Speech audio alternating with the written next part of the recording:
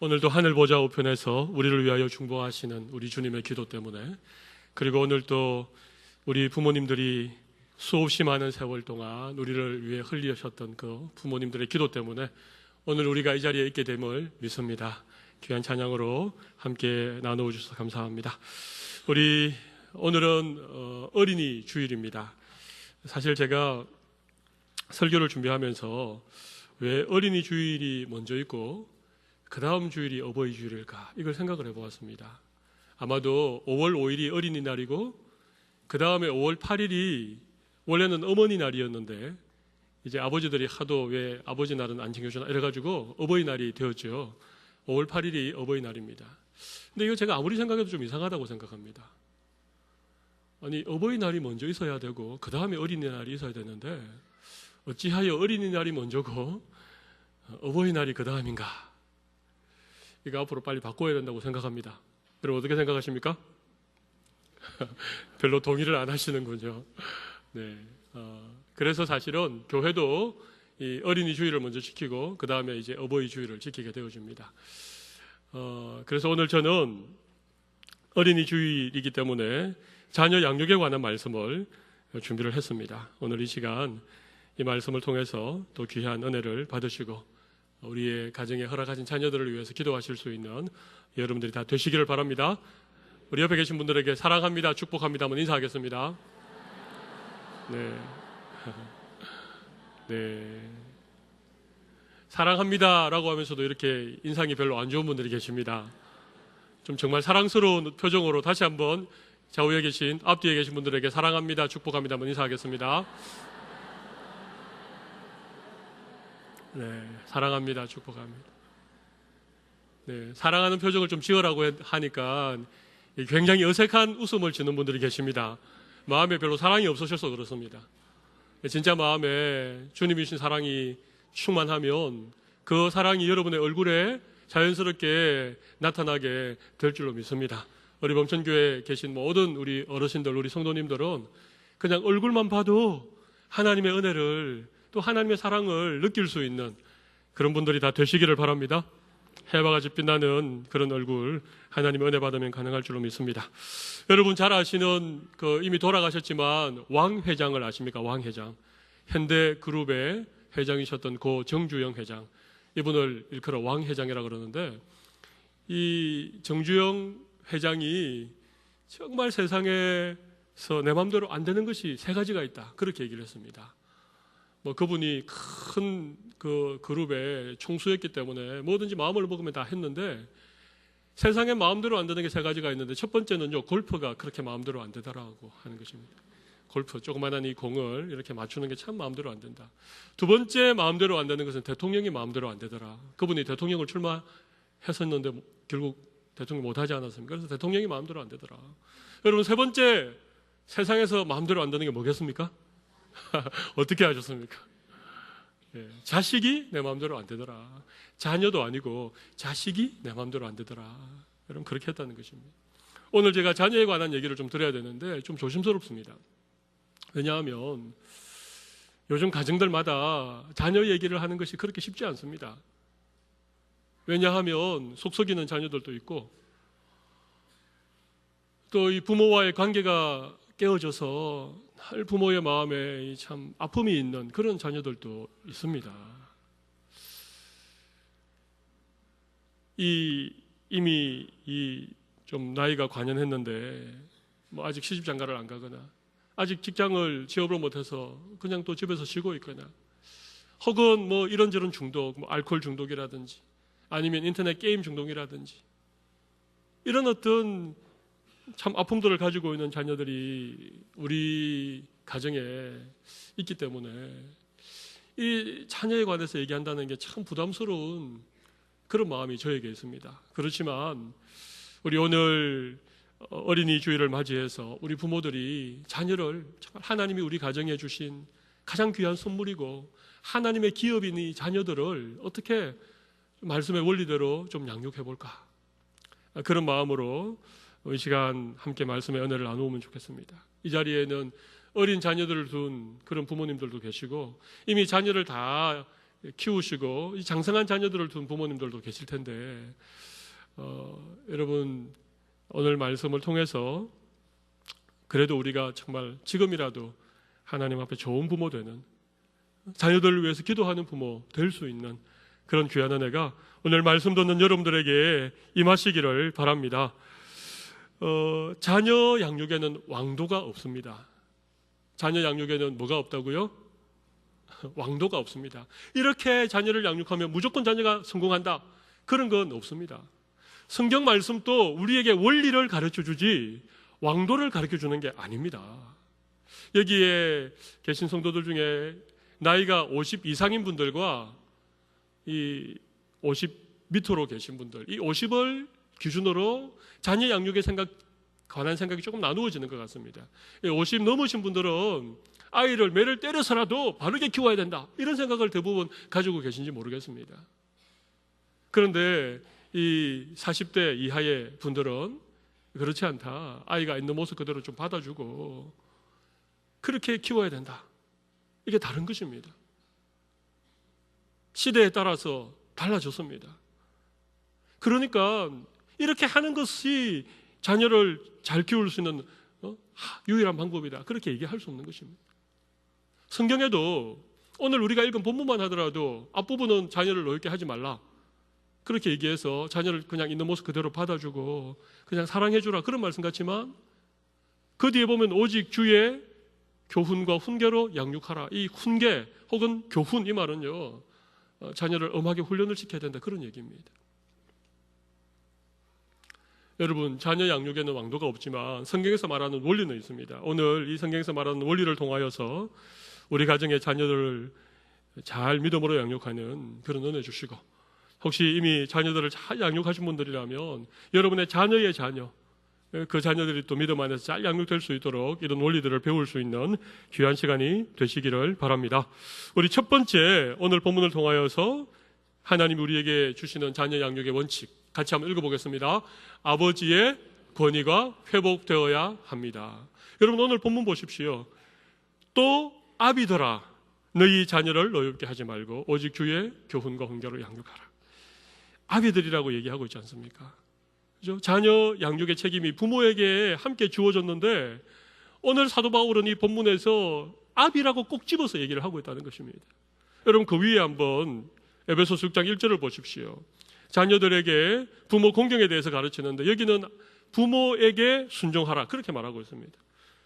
부모에게 순종하라, 그렇게 가르쳤는데 자녀 양육에 관하여서는 특별히 아버지에게 부탁을 하고 있는 이유를 우리가 잘 아셔야 됩니다. 자녀 양육에 있어서 아버지의 역할과 아버지의 책임이 그만큼 중요하다는 것입니다. 아버지의 권위가 자녀들을 제대로 양육하는 데 있어서 꼭 필요한 권위라고 하는 사실을 오늘 성경은 우리에게 얘기해주고 있습니다. 그런데 문제는 말이죠, 문제는 아버지의 권위가 이 시대에 땅에 떨어질 대로 떨어져 버렸다는 것입니다. 여러분, 그게 문제입니다. 요즘 아버지들이 아이를 깨울 때 어떻게 깨우는지 혹시 아십니까?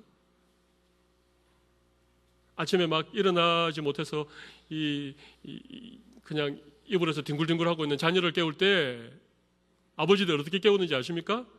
야, 일어나라, 엄마가 빨리 일어나라고 그런다. 그렇게 깨운다는 것입니다. 야, 학교 늦겠다, 밥 먹어야지, 그렇게 깨우는 게 아니고 엄마가 빨리 일어나래, 그렇게 아빠들이 아이를 깨운답니다. 웃을 일이 아닙니다, 여러분. TV의 드라마에 굉장히 재밌는 드라마를 제가 본 일이 있습니다. 그 무슨 시트콤 같은 건데 그 집에는요 가족들을 다 서열을 매겼습니다. 그래서 등 뒤에 서열표를 딱 붙이고 다닙니다. 서열 1번은 엄마입니다, 엄마. 그 엄마가 M인데 엄마가 화가 나면 눈이 초록색으로 변합니다. 옛날에 그런 드라마 있었잖아요. 그 엄마가 서열 1입니다. 서열 2는요 큰딸입니다, 큰딸. 큰딸의 등에 서열 2 딱 붙어 있습니다. 서열 3위는요 작은 아들입니다, 작은 아들. 여러분, 서열 4위는 누구겠습니까? 틀렸습니다. 그 집에서 기르는 강아지입니다. 강아지가 서열 4위고 아빠는 그 다음 서열 5위입니다, 5위. 여러분, 이게 이게 그냥 TV에서 웃자고 하는 드라마인데요. 제가 그걸 보면서요, 정말 이 땅에 아버지의 권위가 땅에 떨어졌구나. 강아지들은 압니다. 누가 주인이고 누가 밥을 주는지. 자기보다 높다고 생각하는 사람 앞에서는 꼬리를 흔들고 이러는데, 자기보다 아래라고 생각하는 사람 앞에서는 어르렁거리고 막 물려고 짖고 이럽니다. 근데 이 강아지가요, 그 집의 아버지를 보고 어르렁거리는 겁니다, 여러분. 한 몇 년 전에 인터넷을 뜨겁게 달구었던 초등학교 2학년짜리 시가 있습니다. 이 시 제목은 아빠는 왜? 라는 시입니다. 아빠는 왜? 제가 소개해드리겠습니다. 엄마가 있어 좋다. 나를 이뻐해 주셔서.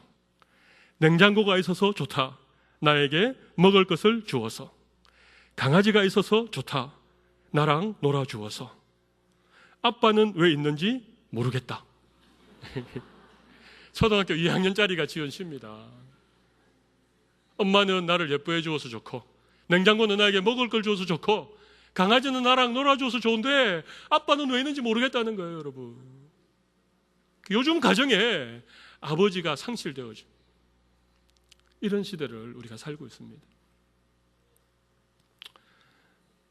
여러분, 하나님께서 가정의 머리로 아버지를 주신 거예요. 아버지가 자녀를 양육할 책임이 있는데, 요즘 아버지들이 그냥 돈 버는 일에 바빠가지고 가족의 경제를 책임지고, 가족의 경제를 책임지고, 가족을 부양하기 위해서 그냥 자녀 양육을 뒷전으로 미뤄버렸다는 거예요.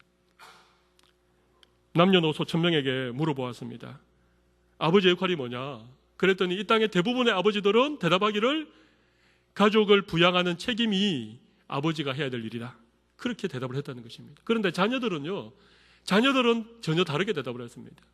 자녀들은 뭐라고 대답을 했는가 하면, 나와 좋은 친구가 되는 아버지가 필요하다, 그랬다는 것입니다. 근데 여러분, 요즘 아버지들이 자녀 양육의 책임을 다 엄마에게 맡겨버리고, 자녀 양육의 책임을 다 학교에다 맡겨버리고, 학원에다 맡겨버리고, 본인은 아무런 책임을 지려고 하지 않습니다. 이 땅의 아버지들 정신 차리시기를 바랍니다. 저를 비롯해서 아버지들이 좀 정신을 차리셔야 돼요. 그런데 제가 설교를 준비하면서, 과연 이것이 아버지만의 문제인가?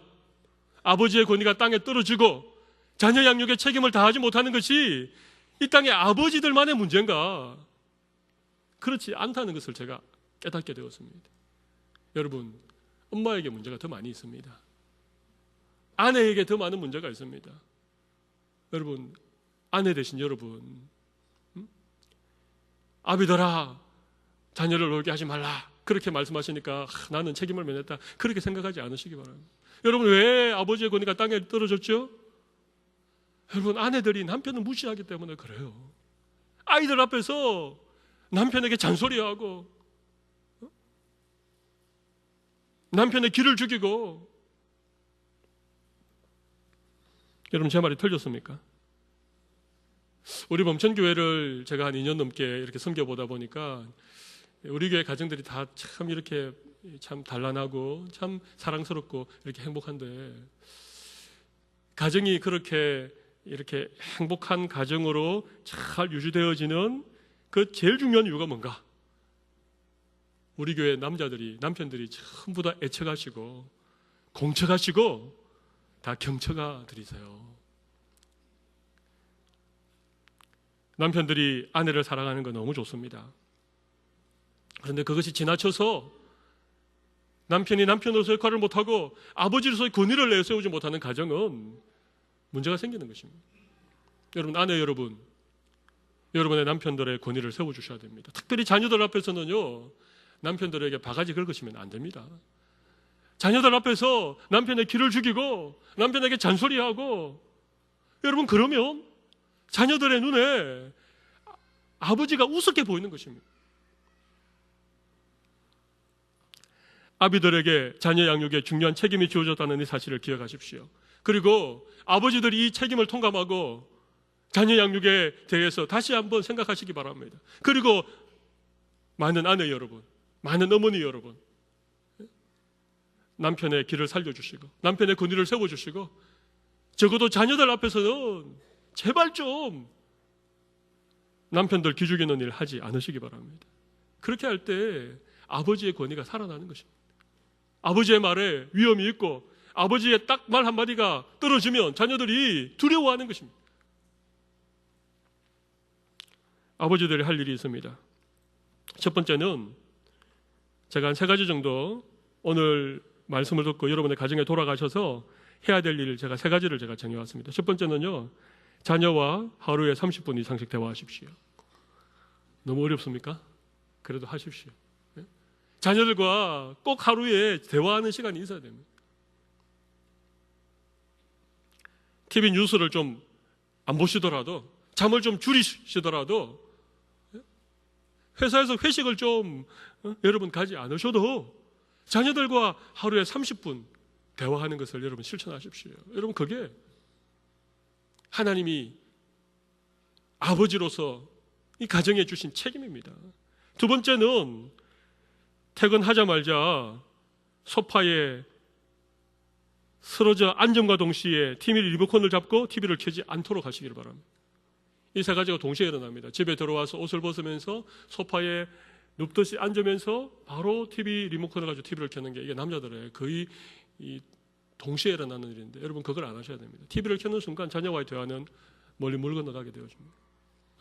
집에 들어와서 TV를 켜지 않고 대신에 아이들의 방에 들어가서 아이들과 대화를 하시기 바랍니다. 여러분 그게 중요합니다. 그래서 두 번째 여러분들이 실천할 사항은 TV 먼저 켜지 않기입니다. 세 번째 한 가지만 더 말씀드리겠습니다. 하루에 적어도 한 끼 이상 자녀들과 함께 식탁에 앉으시기를 바랍니다. 너무 힘드시다고요?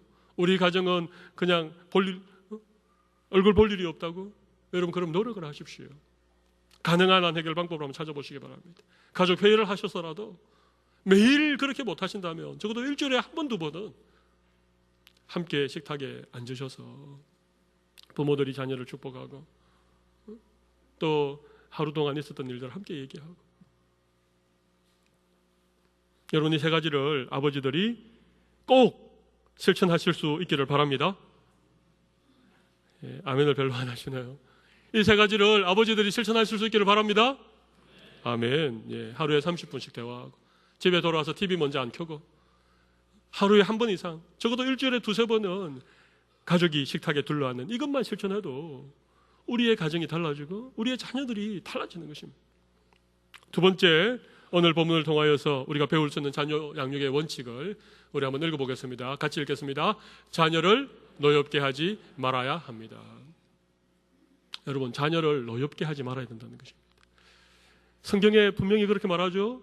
자녀를 노엽게 하지 말라. 여러분 이 얘기가 무슨 말입니까? 이 말은요 자녀의 마음속에 부모 때문에 그냥 상처받고 부모 때문에 마음에 분노가 쌓이고 그렇게 하면 안 된다는 것입니다. 여러분 이 참 너무나 놀라운 것이요. 자녀들이 주로 누구에게서 상처를 받는가? 누구에게서 받겠습니까? 학교 친구들에게 받겠습니까? 학교 선생님에게 물론 그렇게 받는 상처도 있겠지만은요. 아이들이 가장 상처를 많이 받는 것은 부모에게 상처를 받는다는 것입니다. 노엽게 한다는 말이 바로 그런 얘기입니다. 아이들에게 상처를 주는 것입니다.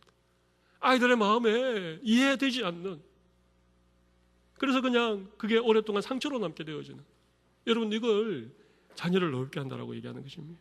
여러분 자녀는 하나님이 우리의 가정에 허락한 기업입니다. 기업. 선물입니다. 선물. 그러니까 자녀는 우리 것이 아닙니다. 하나님이 잠시 우리 가정에 맡기신 기업이고 선물입니다. 여러분 자녀는 어리지만 하나님의 형상을 따라 지음받은 완전한 인격체입니다. 아이가 말을 못한다고 아이가 어리다고 부모가 그냥 막대하면요 그 인격에 금이 가고 그 인격에 상처를 받게 되는 것입니다. 부모가 자녀 양육할 때 자녀를 노엽게 하지 말아야 된다. 자녀에게 상처를 주어서는 안 된다. 어떻게 우리가 노엽게 하지 않을 수 있는가? 왜 자녀들이 부모에게 상처받고 부모 때문에 노여워하는가? 이 노여워한다는 말 화가 나고 이해가 안 되어서 막 그런 걸 말하겠죠. 왜 그런가? 몇 가지 이유가 있습니다. 제가 몇 가지를 좀 정리를 해봤습니다. 첫 번째는요, 일관성 없는 부모 때문에 그렇다는 것입니다. 첫 번째가 뭐라고요? 일관성이 없기 때문에 그렇다는 것입니다. 자녀를 양육할 때 제일 중요한 게 일관성입니다. 원칙입니다. 원칙. 어떤 것은 하면 안 된다는 것은 늘 일관성이 있어야 됩니다. 그죠? 그런데 이게 없습니다. 부모가 기분이 좋으면 다 됩니다. 접시를 깨뜨려도 부모가 기분이 좋은 날은 괜찮습니다. 괜찮아, 또 사면 되지 뭐, 이렇게 얘기하는데, 꼭 같은 접시를 깨뜨렸는데 부모가 기분이 나쁜 날은 어떻게 합니까? 아이에게 막 화를 내고 등짝을 막 팍 때리고. 여러분, 아이가 헷갈리는 것입니다. 일관성이 없기 때문에 그렇습니다. 자기 감정에 따라서 아이를 이랬다 저랬다 하는 이런 것들이 이 아이들에게 상처가 되고 아이를 노엽게 하는 것이 된다는 것입니다. 일관성을 가지시기를 바랍니다. 나는 아이들이 잘못할 때마다 꼭 야단을 치고 매를 때리게 해서, 그러면 그걸 지키십시오. 그러면 아이들이 이해합니다. 내가 잘못했을 때 꼭 엄마 아빠는 꼭 손바닥이라도 한 대 때리셔서, 그러면 되는 거예요. 나는 아이가 충분히 그럴 수 있기 때문에 아이가 무슨 잘못을 하든지 나는 아이를 야단치지 않겠어, 때리지 않겠어. 그러면 그걸 지키십시오. 이랬다 저랬다 하지 않는 게, 일관성을 지키는 게 중요하다는 것입니다. 두 번째는요, 외식적인 모습 때문에 자녀들이 노여워한다는 것입니다. 여러분, 외식이 뭡니까? 외식, 겉과 속이 다른 것을 말합니다. 예? 교회에서의 모습과 집에서의 모습이 다릅니다. 누구한테 전화 받을 때 목소리하고 자녀한테 얘기할 때 목소리가 다릅니다. 전화 와서 전화 받을 때 아, 네 이렇게 한 톤을 올리다가 전화 딱 끊고 나서 뒤돌아서 자녀한테는 야! 이러면요, 아이가 헷갈리는 거예요.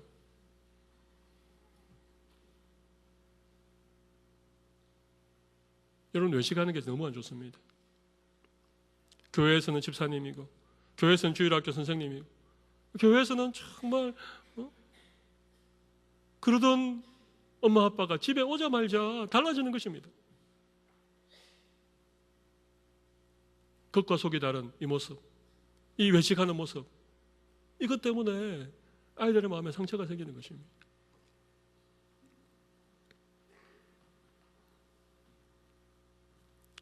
편애나 비교 때문에 아이들이 상처를 받습니다. 가정에 자녀를 둘 이상 낳고 기르신 부모들은 이거 참 조심해야 되죠. 부모 마음에도 더 사랑스러운 아이가 있을 수 있습니다. 그렇지만 편애를 하면 안 됩니다.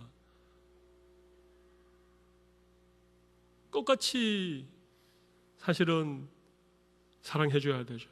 큰 놈은 이래서 사랑스럽고 작은 아이는 이래서 사랑스럽고 너는 이렇기 때문에 너를 사랑하고, 여러분 이래야 되지 않겠습니까? 비교해가면서 말이죠. 아, 너는 누나는 잘하는데 너는 왜 못하니? 동생 봐라, 동생은 저렇게 잘하는데 너는 뭐니? 이웃집 아이를 봐봐, 걔는 뭐 공부도 잘하고 음악도 잘하고, 근데 너는 잘하는 게 하나라도 있냐? 여러분 이러면요, 아이들이 비교당하고, 여러분 이러면서 부모에 대한 마음의 상처가 깊어가는 것입니다. 우리 범천교회 성도님들은 자녀들을 편애하지 않으시기를 바랍니다. 자녀들을 다른 사람과 비교하지 않으시기를 바랍니다. 여러분, 우리 자녀들은요, 하나님이 기가 막히게 하나님의 형상을 따라 하나님이 다 손수 빚으신 자녀들이에요. 그러니까 여러분, 이 세상에 우리 자녀와 똑같은 아이는요, 세상에 없습니다. 여러분, 그렇지 않습니까? 똑같지 않습니다. 똑같지 않은데 왜 비교를 하십니까? 똑같지 않은데 왜 자꾸 편애를 하십니까?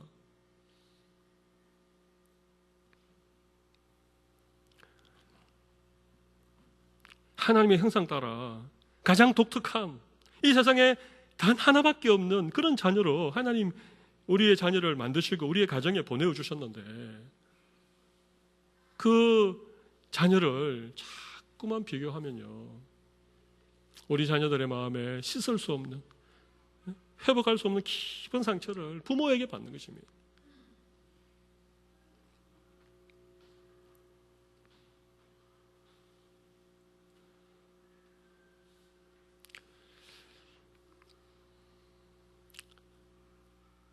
한 가지 더 말씀을 드리고 싶습니다. 자식은 자기의 소유물이 아닙니다. 부모님들 중에 착각하는 분들이 간혹 계십니다. 자녀를 부모의 소유라고 생각하는 것이죠. 그래서 부모 마음대로 자녀를 부모가 원하는 대로 자녀를 키우려고 하는 분들이 계십니다. 저는 하나님께서 우리의 자녀들에게 꼭 필요한 은사를 주셨다고 생각합니다. 제가 자주 말씀드렸지만 10가지를 다 가지고 태어나는 자녀는 없습니다. 가장 많이 가져도 9가지를 가졌고 아무리 적게 가져도 1가지 이상은 가졌습니다. 부모가 해야 될 일은 그것입니다. 하나님이 우리 가정에 주신 자녀에게 어떤 은사를 주셨는가? 그 1가지가 뭔가? 내 자녀가 가지고 있는 은사가 뭔가를 잘 발견해서 하나님이 자녀에게 주신 그 은사가 100% 발휘될 수 있도록 자녀를 양육하고 자녀를 격려하고 용기를 주고 칭찬해주고 또 부족할 때에는 격려해주면서 그렇게 우리 자녀들이 하나님이 기뻐하시는 모습으로 그렇게 자라날 수 있도록 하나님이 우리의 자녀에게 주신 그 은사와 하나님 우리의 자녀에게 주신 그런 인생의 비전을 따라 우리 자녀들이 자라날 수 있어야 되는데 그건 깡그리 무시하고 그냥 부모 욕심에 마치 자녀를 부모의 소유물처럼 그렇게 키우면 아이들이 마음에 어려움이 생기는 것입니다. 나는 축구를 하고 싶은데 엄마는 공부를 하라고. 나는 피아노를 하고 싶은데 엄마는 바이올린을 하라고 그러고.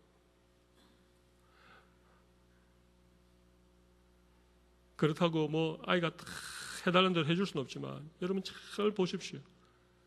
하나님이 주셨다라고 하는 하나님 우리의 가정에 선물로 주셨다라고 하는 그 관점의 자녀를 잘 관찰해 보십시오. 세심하게 한번 주의 깊게 한번 자녀를 가만히 한번 살펴보십시오. 진짜 우리 아이가 남다른 하나님의 은사를 가지고 있는 게 있을 것입니다. 그런 것들을요 여러분들 발견하고 그런 것들을 잘 개발시켜 주는 것이 여러분 자녀를 어렵게 하지 않는 것입니다. 그런데 자, 제가 몇 가지 말씀드렸죠? 일관성 없는 부모, 자기 감정에 그냥 치우치는 그런 부모, 외식적인 모습, 편애나 비교, 그 다음에 어떤 자기 소유라고 하는 이런 생각들. 과잉 보호도 마찬가지입니다.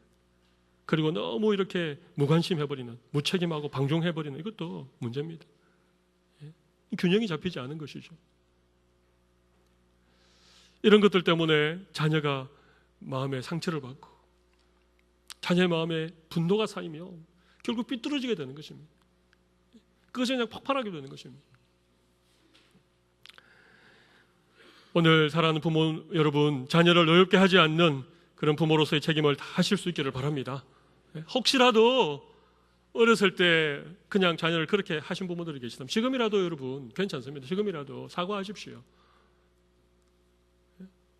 지금이라도 푸십시오. 그런 거 있으면 내가 너를 정말 참 상처를 줬고 내 마음을 넓게 한 일이 부모로서 있었나 보다. 얘야 지금이라도 이 늙은 엄마를 용서해 주겠니? 내가 너를 사랑한다고 사랑했는데 사랑하는 방식이 서툴러서 내가 너에게 상처 준 일이 있는지도 모르겠다. 혹시라도 그런 거 있으면 지금이라도 나를 이해해 주고 용서해 주겠니? 여러분 그 말 하기 너무 힘드시죠? 그럼 한번 해보세요.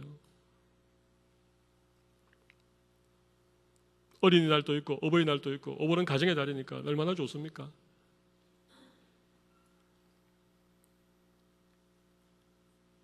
자녀들도 잘 압니다. 어렸을 때에는 부모가 슈퍼맨으로 압니다. 우리 부모님은 전지전능하신 분으로 아는데 어느 날 우리 부모도 나와 똑같은 연약함을 가진 사람이구나 그걸 알게 되고 자식 나 키우다 보면 부모의 마음을 다 이해합니다. 그래서 젊은 날 부모와의 갈등, 오래 고립되어 있는 상처들, 그것 때문에 지금 또 부모 자식 간에 너무너무 힘들고 어려운 그런 관계들 아직까지 있는 가정들이 있습니다. 여러분 그럴 때에 내가 미안했다. 내가 너를 사랑한다고 했는데 그것이 너에게 상처가 됐는지 모르겠다. 부모님들이 용기를 내어서 자녀들에게 말 한마디만 해보세요. 여러분 지금 이 세월호의 아픔에 분노가 더해지는 이유가 뭡니까? 아무도 내가 잘못했습니다. 아무도 나의 책임입니다. 말하는 사람이 없기 때문에 그런 거예요. 누군가 그 말 한마디만 하면 여러분 그 부모의 마음을 이해 못해 줄 자녀가 누가 있겠습니까? 그 말을 안 하기 때문에 그렇죠. 세 번째, 자녀 양육에 관한 오늘 말씀의 원리 한 가지를 더 말씀드리겠습니다. 같이 한번 읽어보겠습니다. 주의 교양과 훈계로 양육해야 됩니다. 제가 여기 교양이라고 그렇게 제목을 적은 이유가 있습니다. 우리 개역 개정 성경에는 교훈이라고 나와 있죠. 오직 주의 교훈과 훈계로 양육하라. 이 교훈으로 번역되어진 혹은 또 예전엔 교양이라고 번역되어진 이 번역 자체가 참 애매한 번역입니다. 이 교양 혹은 교훈은요, 트레이닝입니다. 훈련이라는 말입니다. 정확한 번역은 훈련입니다. 훈련. 오직 주의 훈련과 그 다음에 훈계는 인스트럭션입니다. 이것은 가르침입니다. 가르침. 그러니까 훈련과 가르침으로 자녀를 양육하라는 것입니다. 근데 여러분 여기 잘 보시면 오직이라는 말이 있죠. 오직 주의 교훈과 훈계로 양육하라. 오직 주님의 훈련, 주님의 가르침으로 자녀를 양육하라는 것입니다. 여러분 우리 자녀 양육할 때 부모들이 말이죠, 그냥 세상적인 가치관들 많이 가지고 있습니다. 오직 주님의 교훈과 훈계로 양육하라 이랬는데 주님의 교훈과 훈계는 그냥 내팽개쳐버리고 그냥 요즘 잘 나가는 교육법, 자녀를 모대하게 보내는 방법, 우리 자녀를 출세 성공시키는 어떤 뭐 비결 이런 것들만 그냥 다 듣고는 말이죠. 그러니까 옆집 아이가 학원에 보내면 우리 아이도 학원에 보내야 돼요. 옆집 아이가 과외를 받으면 우리 아이도 과외를 받아야 되고. 여러분 우리가 아이들을 교훈하고 훈계하는데 정말 오직 주님의 교양과 훈계로 양육합니까? 그렇게 안 한다는 말이에요. 거기서부터 문제가 생기는 것입니다. 오직이라는 말은 다른 어떤 세상적인 원리들보다도 주님의 교양과 주님의 훈계라고 하는 이것으로 양육해야 된다, 그런 얘기 아니겠습니까? 그러면 주님의 교훈과 훈계가 뭡니까? 바로 하나님의 말씀이죠. 하나님의 말씀이 어떻게 자녀를 양육하라고 하는가? 거기에 우리가 늘 귀를 기울이고 그것으로서 자녀를 훈련시키고 자녀를 가르쳐야 된다는 것입니다. 여기 훈련이라고 하는 말씀은요, 여러분 훈련은 말로 하는 게 아니죠. 훈련은 몸을 굴려야 됩니다. 우리 여기 계신 우리 남자 성도님들은 군대를 뭐 다들 다녀오셨을 텐데 여러분 훈련이 뭡니까? 훈련은요 빡세게 받는 게 훈련입니다. 그냥 뭐 진흙에 뒹굴고 무릎이 까지고, 여러분 그렇게 훈련을 혹독하게 시켜야 한 사람의 군인이 탄생하는 거 아닙니까? 여러분 분명히 성경은 자녀들을 훈련하라고 하는 거예요. 훈련하라.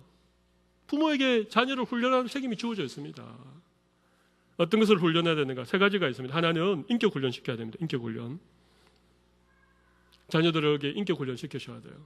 자녀들에게 정직한 것을 훈련시켜야 됩니다. 자녀들에게 성실한 거 훈련시켜야 됩니다. 그거 다 훈련시켜야 돼요. 정직하지 않을 때 부모가 엄히 자녀를 다스려야 되는 것입니다. 아이들이 뭐 실수하는 거, 그거는요 실수니까 괜찮습니다. 어린아이들이 자라면서 다 실수하고 자라죠. 그런데 거짓말하는 것을 부모가 그냥 모른 척 넘어가 버리면 큰일 납니다. 그러니까 훈련시켜야 돼요. 인격 훈련. 정직에 대한 것, 또 성실함에 관한 것, 또 어떤 최선을 다하는 이런 어떤 인격적인 훈련 시켜야 됩니다. 두 번째는요, 관계 훈련 시켜야 됩니다. 관계 훈련. 사람들과의 관계에서 자녀를 훈련시켜야 돼요. 윗사람을 공경할 줄 알고 자기보다 약한 사람들을 도울 수 있는 이런 관계 훈련을 시켜주셔야 돼요. 겸손함의 훈련. 또 다른 사람에게 예의와 범죄를 지키는 이런 훈련들. 이거 부모가 다 시켜야 되는 거예요. 아이들이 말이죠, 어른들에게 말을 탁탁 놓고 말이죠, 버릇없이 굴고 뭐 어렸을 때는 괜찮습니다. 그런데 이제 그런 걸 알만한 나이가 되었는데도 그렇게 하는데도 부모가 아무런 제재를 하지 않고 아무런 훈련을 시키지 않으면 누가 시킵니까? 그 일을? 관계훈련 시켜야 돼요. 관계훈련. 그런데 가장 중요한 훈련은요, 신앙훈련을 시켜야 됩니다. 신앙훈련, 기도훈련, 말씀훈련, 예배훈련, 헌금훈련 다 시켜야 됩니다. 아이들에게 기도하는 거 가르쳐야 됩니다. 말씀 읽는 거 가르쳐야 됩니다. 어떤 일이 있어도 주일날 예배하는 일이 가장 중요하다는 것을 어렸을 때부터 몸에 그냥 딱 익을 수 있도록 훈련을 시켜야 돼요. 헌금도 아이들에게 훈련시켜야 됩니다. 미리 준비한, 정성을 다해 준비한 것을 하나님께 드리는 이런 훈련들을 시켜야죠. 근데 여러분, 훈련이라고 하는 것은 그렇습니다. 훈련은 학원에서 가르치는 것과 다릅니다. 훈련은요, 몸으로 익혀나가는 것이 훈련이기 때문에 훈련을 시키는 부모가 말만 가지고는 안 되는 거죠. 훈련을 시키려면 부모도 같이 해야 됩니다. 부모도 정직해야 되고, 부모도 다른 사람들에게 겸손하고 예의를 지켜야 되고, 부모도 신앙생활 할 때에 모든 신앙의 우선순위를 두는 이런 모습들을 보여야 자녀들이 훈련을 받지. 부모는 야, 내 없다고 그래라, 맨날 거짓말하면서 너 정직해야 돼, 그러면요 자녀들이 정직하게 되지 않습니다. 부모는 그냥 주일 예사롭게 빼먹고 그러면서 자녀들에게 너 주일 학교 한 번도 빠지면 안 돼, 개근해야 돼, 그렇게 하면 여러분 이게 말이 안 되는 것입니다. 훈련은요 본을 보이면서 훈련을 시켜야 되는 거죠. 부모의 책임이 중요합니다. 부모가 자녀들을 삶으로서 본으로서 훈련을 시켜야지 우리의 다음 세대에 소망이 있는 거예요. 이게 무너지니까 다음 세대가 무너져 버리는 것입니다. 아이들이 떠나가게 됩니다. 우리 교회에 믿는 집의 가정의 자녀들만이라도 신앙생활 잘하면 다음 세대에 대한 걱정이 별로 없습니다. 근데 자녀들이 다 떠나버렸습니다. 왜 떠났겠습니까? 자녀는 부모의 뒷모습을 보고 자란다는 얘기가 있는데 왜 떠났겠습니까? 오늘 제가 어떤 부모의 책임에 대해서 제가 비난하고 여러분들이 잘못했다 그 얘기를 하려고 하는 게 아닙니다. 거기에 대해서는 저도 자유롭지 못합니다. 그러나 지금이라도 하나님 앞에서 부모로서의 이런 마음가짐과 책임을 다시 한번 확인하는 그런 시간이 되면 좋겠습니다. 훈계라고 하는 것은 가르침이라고 얘기했습니다. 가르침에 관한 얘기만 마지막으로 간단하게 하고 말씀을 마무리하겠습니다. 여러분, 가르침이라고 하는 것은 아이들에게 어떤 삶의 지혜 또 어떤 모든 것들을 하나하나 가르쳐 주는 거죠. 가르쳐 주는 것입니다. 아이들이 몰라서 못하는 게 참 많습니다. 그래서 하나하나 가르쳐 주는 삶의 어떤 경험이나 또 이런 것들을 통해서 하나. 여러분, 그 마음을 열어주는 101가지 이야기라고 하는 시리즈가 예전에 참 인기 있었습니다. 요즘도 뭐 그런 책이 나오지만 그 책에 이런 얘기가 한번 실렸던 적이 있습니다. 어떤 그 아주 유명한 과학자가 어린 시절에 우유를 쏟았답니다. 이게 우유병을 잡다가 그게 미끄러져 가지고 우유가 그냥 땅바닥에 완전히 쏟겨버린 것입니다. 근데 그 아이의 엄마가 그 우유가 쏟은 아이를 보면서 야단을 안 쳤다는 것입니다. 이왕 쏟겨진 우유니까 그냥 우유를 가지고 너 마음대로 놀아라, 그랬다는 것입니다. 그래서 그 방바닥에 쏟아진 그 우유를 그냥 막 만지기도 하고 그 위에 그냥 손바닥으로 이렇게 막 바닥을 이렇게 돌려보기도 하고 한참을 놀았다는 것입니다. 한참을 놀고 나니까 엄마가 다시 와서 이제 다 놀았니? 이제는 바닥에 있는 우유를 좀 닦아야 되는데 너가 우유를 가지고 놀아보니까 우유의 특징도 알고 이러니까 어떤 것으로 우유를 닦아내면 제일 깨끗하게 닦아내겠니? 그렇게 물어보더라는 거예요. 그래서 이 아이가 이 스펀지 있지 않습니까? 스펀지가 우유를 잘 빨아들이니까 스펀지로 닦으면 좋을 것 같아요. 그래서 스펀지를 가져와서 우유를 깨끗하게 닦거든요. 그리고 엄마가 우유병에다가 물을 좀 가져와 봐라. 그래서 우유병에다 물을 담아왔더니 우유병을 잡을 때에는 이 병목의 오목한 그 부분을 잡으면 미끄러지지 않아서 우유를 쏟지 않을 수 있단다. 그렇게 가르쳐줬다는 것입니다. 여러분, 이게 교훈입니다. 이게 훈계입니다. 이게 가르치는 것입니다. 그래서 이 아이가 그때부터 실수를 두려워하지 않고 그렇게 그의 호기심을 가지고 그렇게 자라나서 훌륭한 과학자가 되었다. 그런 얘기가 있습니다. 여러분, 우리의 자녀들을 이렇게 가르쳐야 됩니다. 여러분, 아이들은요 실수하면서 자라는 거예요. 사고를 치면서 배우는 것입니다. 충분히 그럴 수 있습니다. 그 자리에서 부모가 어떤 반응을 보이는가, 그 실수를 통해서 아이들에게 어떤 가르침을 주고 어떤 인생의 교훈을 부모가 가르치는 거예요. 여러분, 여기에 따라서 우리의 자녀들의 인생이 완전히 달라지는 거예요. 훌륭한 과학자가 될 수도 있고 그냥 늘 눈치 보면서 그냥 살아가는 그런 인생이 될 수도 있는 것입니다. 오늘 제가 어린이 주일을 맞이해서 자녀 양육에 관한 3가지를 말씀드렸습니다. 아버지에게 자녀 양육이 책임이 있기 때문에 아버지의 권위가 회복되어야 된다, 제가 말씀드렸습니다. 그리고 자녀를 넓게 하지 말아야 된다. 오직 주의 교양과 훈계로 자녀를 양육해야 된다. 3가지 말씀드렸습니다. 오늘 본문에 있는 얘기입니다만은 오늘 이 말씀이 우리의 가정과 자녀들을 다시 한번 세울 수 있는 귀한 말씀이 되시길 바랍니다. 여러분, 왜 이런 얘기를 내가 젊은 날 우리 자녀가 어렸을 때 못 들었을까? 지금이라도 괜찮습니다. 이런 걸 다 못하셔도 여러분 딱 한 가지만 지금 하시면 됩니다. 자녀를 위해서 기도할 수 있는 부모들이 되시기를 바랍니다. 우리 기도에 눈물이 흐르는 방향으로 우리 자녀들의 인생의 방향이 결정되어 줄 줄로 믿습니다. 우리가 자녀를 위해서 기도하면서 흘린 눈물을 하나님이 귀하게 보시는 것입니다. 정말 자녀를 위해서 기도하십시오. 간절하게 기도하며 하나님께서 부모들에게 지혜도 주시고 자녀를 양육할 수 있는 능력도 주시고 우리의 가정에 하나님이 맡겨주신 하나님의 기업이요 선물인 자녀들이 믿음으로 올곧게 자라나서 시대와 민족과 열방을 섬기는 신실한 믿음의 사람들이 될 줄로 믿습니다. 우리 이 시간 가슴에 손을 올려보십시오. 우리 말씀 생각하면서 잠시 한번 기도하도록 하겠습니다. 자녀는 부모의 상급이라고 말씀하셨는데, 자녀는 부모의 멸류관이라고 말씀하셨는데, 왜 오늘날 많은 부모들이 자녀 때문에 가슴 아파하고 자녀 때문에 눈물 흘리게 되는가? 여러분, 우리 부모들에게 1차적인 책임이 있습니다. 이 시간 하나님 앞에, 하나님, 제가 자녀 양육 잘못했습니다. 너무 인간적으로, 세상적으로 그렇게 했습니다. 용서해 주시고 지금이라도 하나님 불쌍히 여겨주시고 자녀를 위해서 정말 기도하는 부모 되게 하시고, 혹여라도 부모에게 이런 얘기 할 수 있는 기회가 주어진다면, 애야, 내가 미안하다. 내가 너 사랑하고 너 잘 키운다고 했는데 내가 서툴러서 실수한 부분이 많구나. 혹시라도 부모 때문에 마음에 상처 입었으면 나를 용서해다. 그렇게 용기 있는 고백 한마디라도 할 수 있는 우리 부모님들이 되시기를 바라고, 이기에 있는 젊은 우리 부모님들은요, 여러분 어린 자녀들 잘 키우기 바랍니다. 오늘 말씀드렸던 이 원리를 꼭 기억하고 이 원리에 따라서 자녀를 양육할 수 있는 그런 은혜 달라고 이 시간 통성으로 한번 기도하도록 하겠습니다. 살아계신 하나님 아버지요, 오늘 저희들에게 자녀 양육에 관한 말씀을 주셨습니다.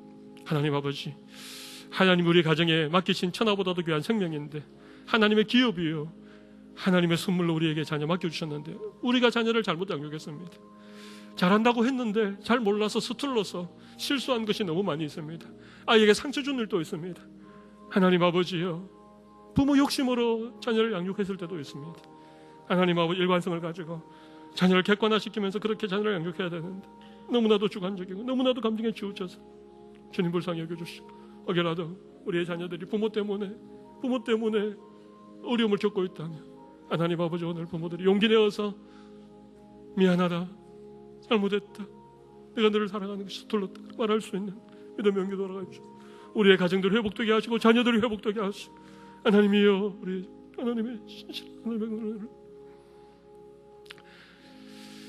존귀하신 하나님 아버지, 문제 자녀가 있는 것이 아니라 문제 부모가 있음을 주님 앞에 고백합니다. 하나님이 우리 가정에 하나님의 선물로 기업으로 자녀를 맡기셨는데 우리가 잘못해서 자녀에게 어려움이 있음을 주님 앞에 고백합니다. 우리를 불쌍히 여겨주시기를 간절히 원합니다. 무엇보다도 자녀를 위하여 눈물로 기도하는 부모들이 되게 사오니 우리의 눈물을 주여 긍휼히 여겨 주시고 우리 교회 모든 가정들마다 자라나는 자녀들이 우리 부모의 기도 때문에라도 올곧고 신실한 믿음의 자녀들로 자라나게 하여 주시옵소서. 특별히 젊은 가정에서 자라난 어린 자녀들, 우리 젊은 부부들, 젊은 부모들, 좋은 부모 될 수 있도록, 신앙의 부모 될 수 있도록 오늘 말씀의 교훈을 가슴에 새기고 오늘부터 가정에서 실천할 수 있는 귀한 은혜를 허락하여 주시옵소서. 하나님, 우리 교회는 다음 세대를 일으키고 책임지는 비전 공동체가 되기를 간절히 소원하고 있습니다. 우리 교회의 신실한 믿음의 자녀들이 마치 우후죽순처럼 비온도에 대나무가 자라듯이 우리 교회를 통하여서 믿음으로 자라나는 놀라운 역사가 일어나게 하여 주실 줄로 믿사옵고 살아계신 예수님 이름으로 감사기도 드리옵나이다. 아멘.